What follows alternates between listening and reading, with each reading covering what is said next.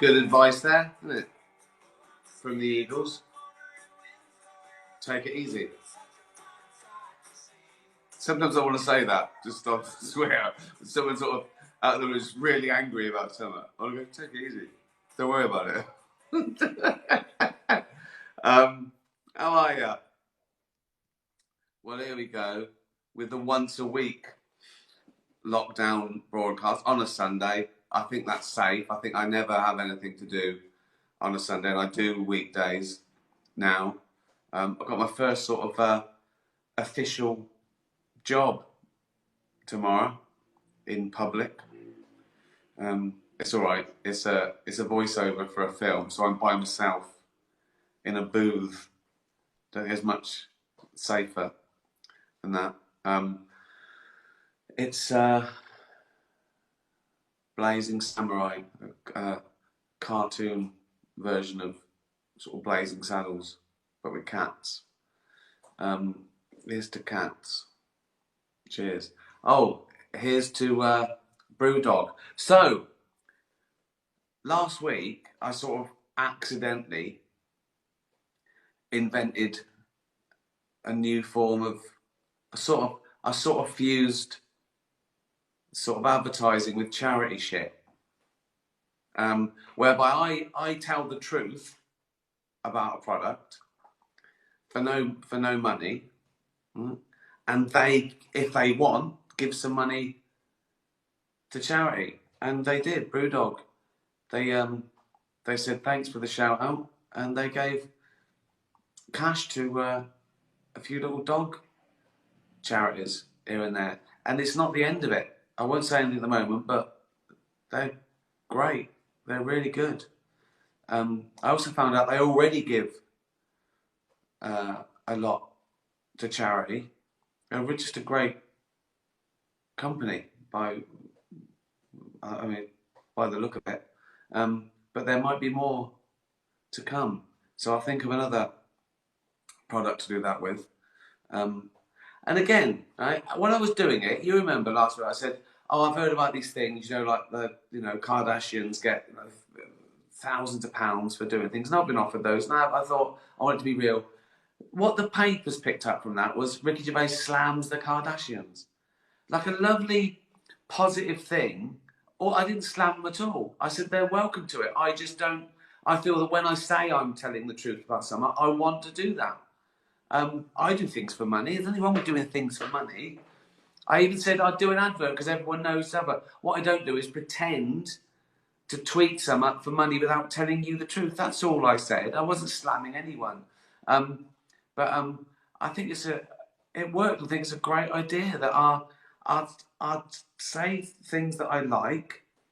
And if the company like that, then they could give a bit to charities. It's like, I don't know, it's capitalism without pure greed, I guess. But, I'm not slamming anyone. Fucking hell. Clickbait, again. Clickbait has to be negative, doesn't it? It has to be negative, clickbait. Anyway, cheers to Brewdog. Give some more money. Give some more money to some dogs. I asked some questions. Of course, Rupert, the dog, was first. Right, this is his question. Fucking hell. My trouble is, I actually think it's a dog. I mean, he is a dog. He exists, but I think that this is him. Rupert, right? Rupert the dog. We're the dog. He's a fat Jack Russell. We've been through this. Right, this is his question. You've had a freak hang gliding accident, so specific, right, and lost both your arms. Right. They are about to perform life-saving surgery.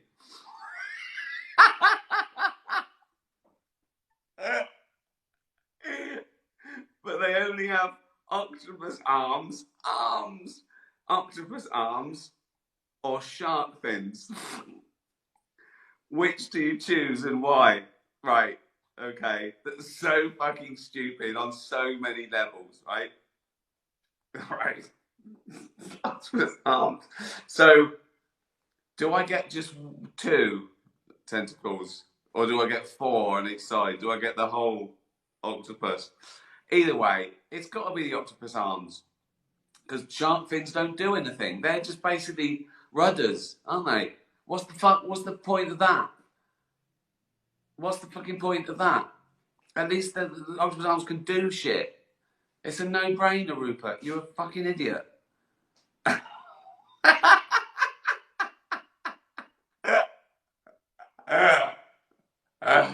Oh God!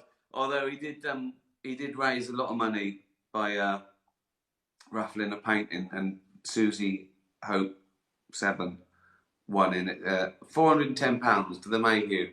Well done, Rupert. You fat little fucking udder. Right. Okay. Second question from Joey the cat. This is my demographic. I don't know. I mean, what's the point? Right. In the future, someone's going to invent a machine that unscrews your head and attaches it to someone else's body. Whose body would you put your head on, and whose head would you steal to replace yours? Well, that makes no fucking sense, right? How do I steal someone? That's them, isn't it? That's not me. What bit of me is stealing someone else's? That's them stealing my body, isn't it? You are your fucking head, aren't you? So ignore that bit of it. That makes no sense at all. What a dim cat you are, Joe. Right. Okay. The first part of the question's all right. That's not too bad, right? In the future, so I don't want it done Tuesday. It's in the future, Rick. You can't have this done yet, mate. It's in the future. In the future, someone's going to. I love that. Like it's a warning. Oh God. Oh, in the future, someone's going to invent a machine that unscrews your head and attaches it to someone else's body. I assume that's with their blessing. It's not like a machine that hides outside Tesco and someone's walking along and they go, can. Someone's going to. Oh God. Oh fuck me. Oh God. Okay. Okay. So my body's right, it's withered. Right, it's been squished. Right, and I've got a head, and I'm going. And I go quick. Unscrew his head. Whose body? Don't care. I really don't care. It's not Rupert. Fucking hell. It doesn't matter, does it? It doesn't matter. I don't care much about the one I've got, so I want it to be at least as good as this one. Just it's fine. Just a body. We're going to choose someone. So how random would it be? How random would that be? Me just choosing someone's body? I don't know. Well, I suppose makes sense.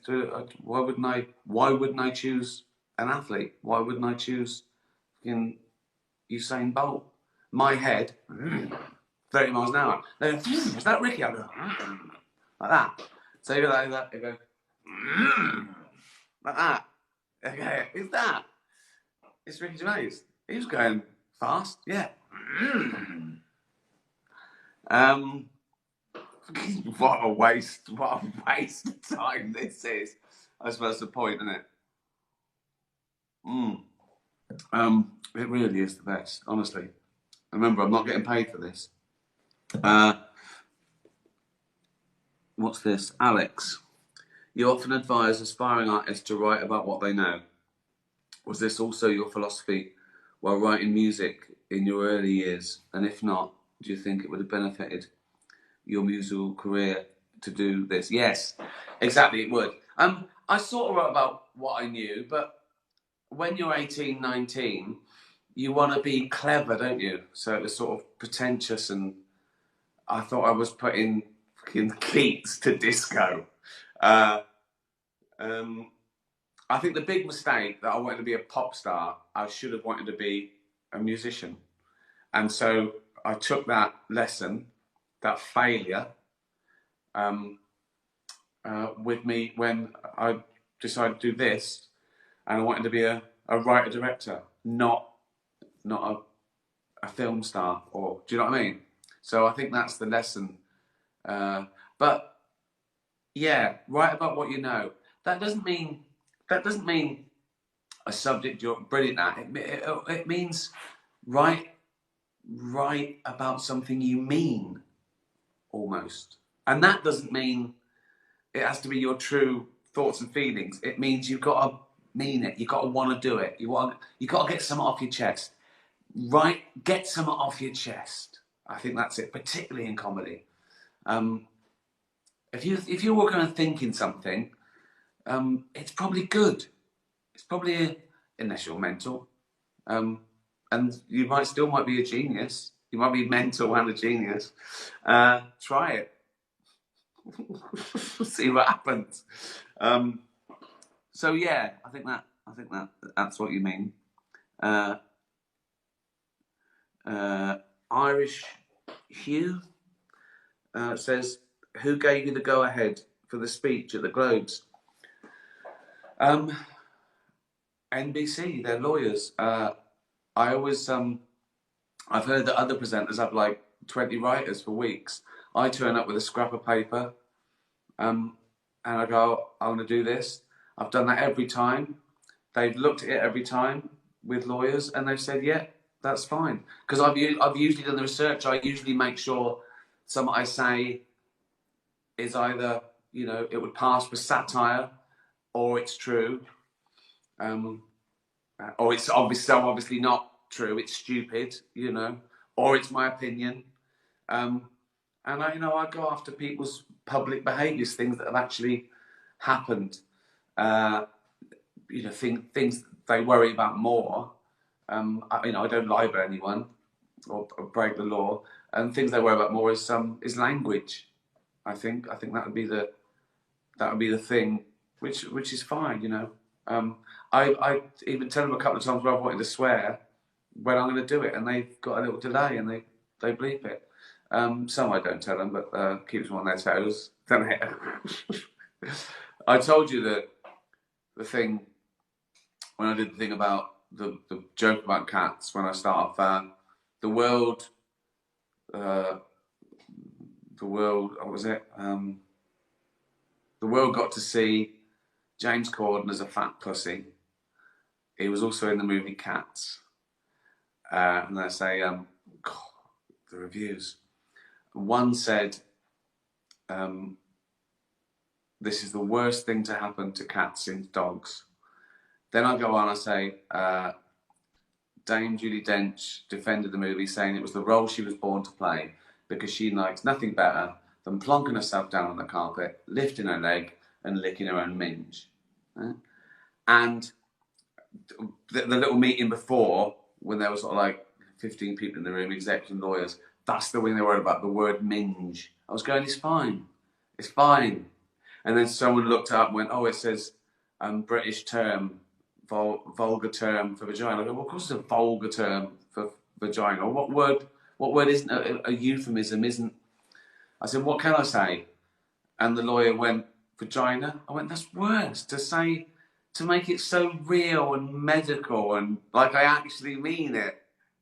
No, minge is funny, it's stupid, it's childish. It shows I'm just being...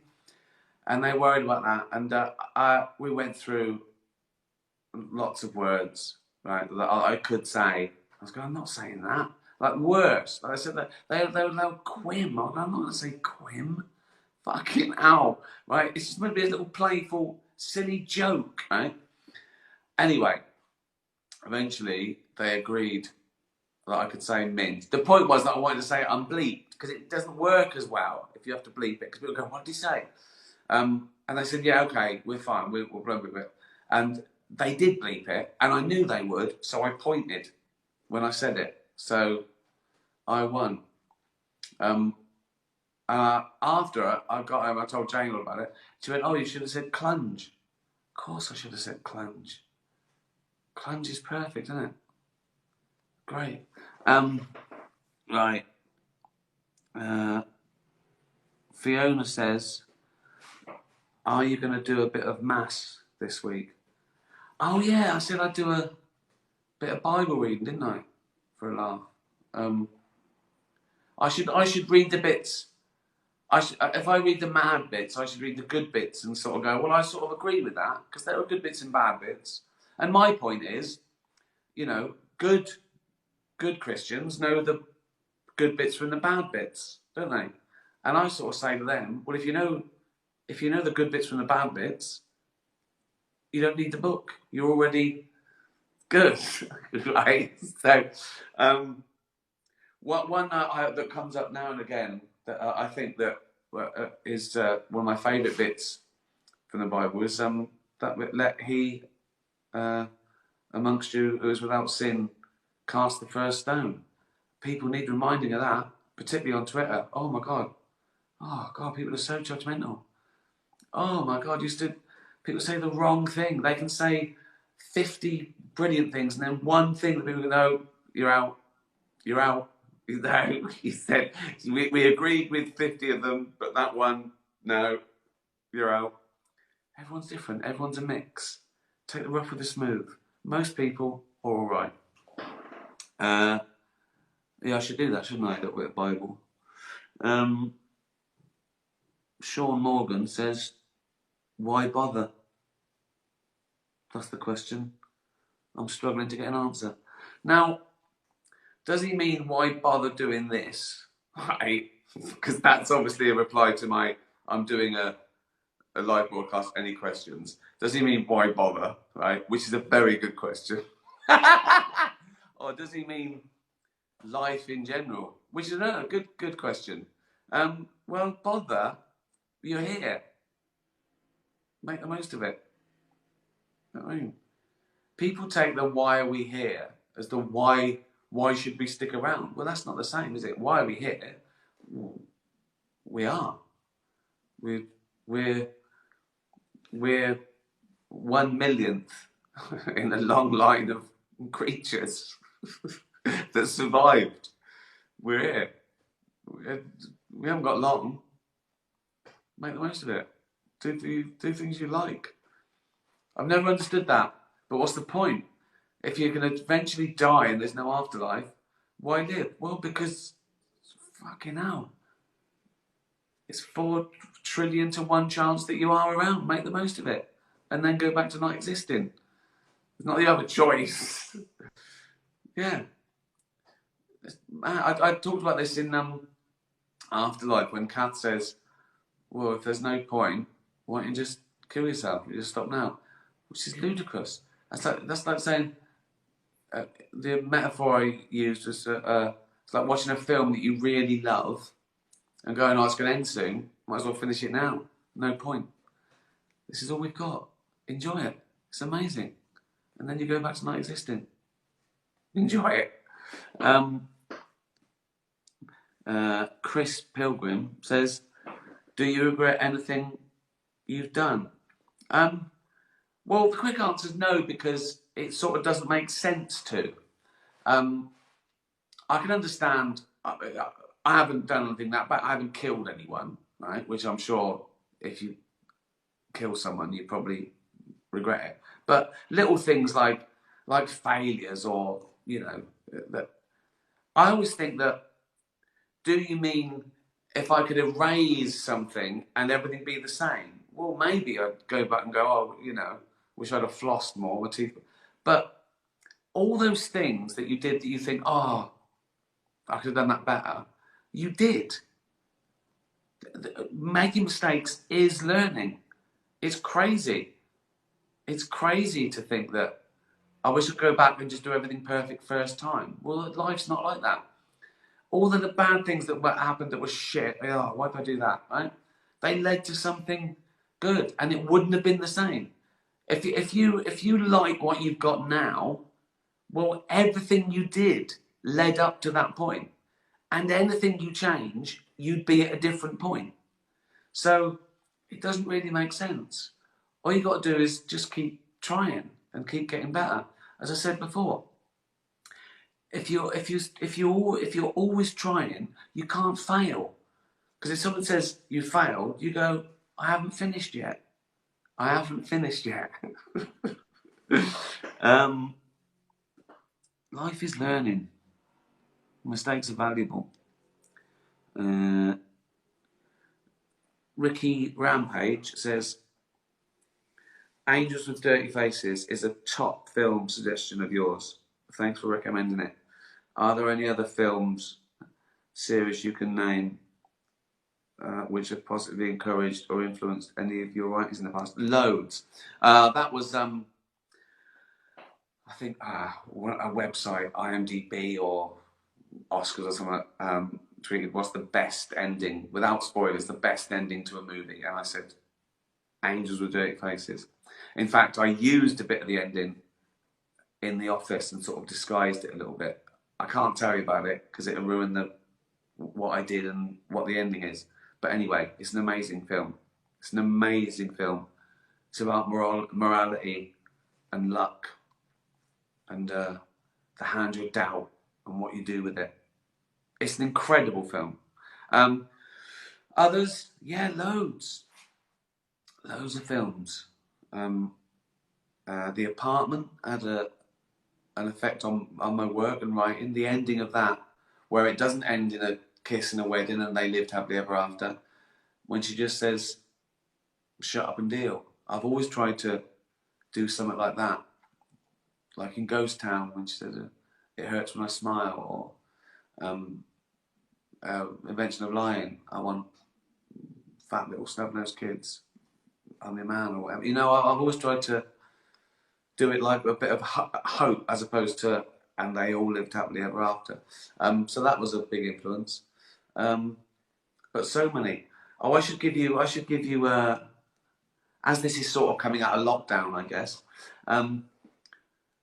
I've seen lots of great things in lockdown, programmes and films, and I've raved about most of them. And there's one that I don't think I've raved about yet that I saw. I was everything from, you know, Last Kingdom, Occupied 2, all those things I've mentioned, The Forest, The Teacher, all those, Alex, great series, great foreign dramas.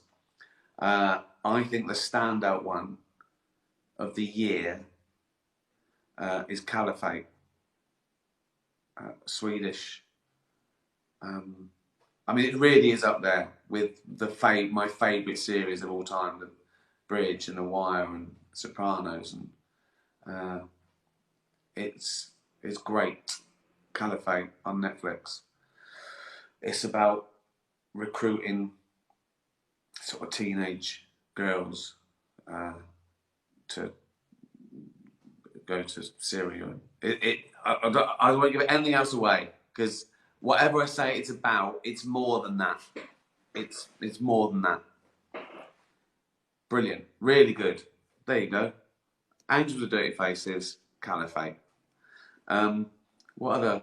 Well, that's about it. What other? Oh, I've talked about a couple of albums as well in lockdown that have become the albums of lockdown, and they weren't released during lockdown, but I sort of either rediscovered them or played them more than any other thing. And there's two albums. This Sufjan Stevens, Carrie and Lowell. Every track is great, interesting, beautiful. It's just a perfect album, and I used one of the tracks on Afterlife 2, The Only Thing, the end of Afterlife 2, and this one. Buckingham Nicks. So, I mean, don't even bother trying to get hold of that. It's nearly impossible. Jane got this on an import from Europe. It's really expensive, and I just, there's not many of them, but you can listen to it on YouTube. Or try, but be warned, it's rare. But yeah, oh look, I could recommend these. I'm always eating these. They're vegan protein crisps, and I do it instead of snacking. This is why I'm so ripped. This is why I look fantastic. No, they're really good. So you get like a nice big hit of protein, like 8 grams for 150 calories. You compare that to normal, and they're as tasty as normal. They are, look. So I haven't been paid to do this. They don't even know I'm going to make some. They don't even know I buy them, this company. I don't even know what the company's called. But if anyone from this company is listening, give some money to a dog charity. Is it called UFit? Is that the company? UFit Crunchers, popped protein chips. Oh, they might be American. That doesn't matter, does it? What I meant is I don't know. Well, it doesn't matter. Look, if you own this company, this is a free advert, right? Give some money to charity or not. Either way, they're brilliant. Thanks, everyone. Big discussion today on Twitter, wasn't there, about free speech and evolution and things like that. That'll keep raging. I suggest look it up. Look at the evidence. Google it. Don't give your definition of evolution, because there is one, and it's fact. It's a theory. It's not a theory. The theory is how the process worked, the natural selection, and that's true as well. Scientific theory doesn't mean a hunch. Anyway, evolution is true. It's a fact. It happened. You don't have to like it. If it goes against your beliefs, then luckily science doesn't give a fuck what you believe. So cheers, everyone. Tatty bye. Be nice to animals. Tatty bye.